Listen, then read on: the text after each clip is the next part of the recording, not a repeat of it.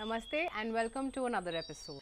So in the previous episode, we have made this lovely Moringa chutney using freshly harvested moringa leaves, and now we're going to make a really delicious healthy dosa to go along with this chutney.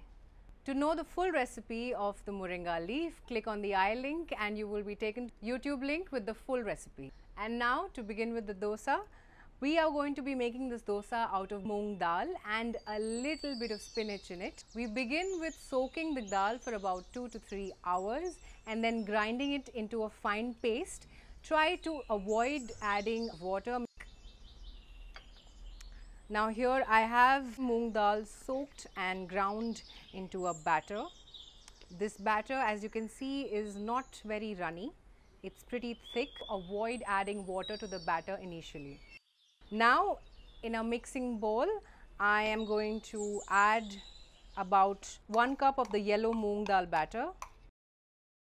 And now to this I am going to add some whole soaked yellow moong dal. Now why am I doing this? This is just for the little bit of crunch that this dal will give you in between all of that smooth yummy batter.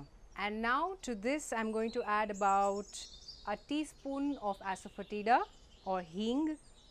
I'll be adding about a teaspoon of cumin seeds. I'm adding about a teaspoon of red chilli flakes. You can avoid this, add more or less, absolutely as per your taste. And now, final but the most important seasoning, the Himalayan pink salt. And now I'm going to blend all of this together. Now I'm going to keep this batter aside and take a few pieces of crunchy spinach,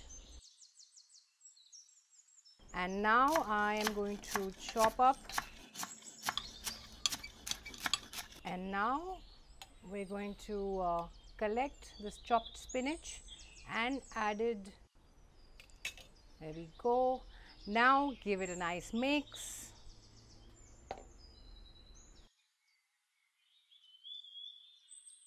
And there our dosa batter is ready. Let's heat the pan.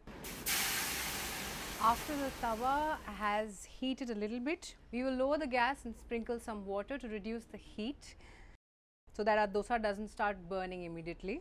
Now let's take a dollop and swirl it around on top of the pan. Now maybe because we've added the dal for the crunch and the palak, it's not going to be spreading like a normal dosa like you usually do, but making it into a medium pancake size, that should be easy for you to handle. Once the dosa is on the pan, you can increase the heat a little bit.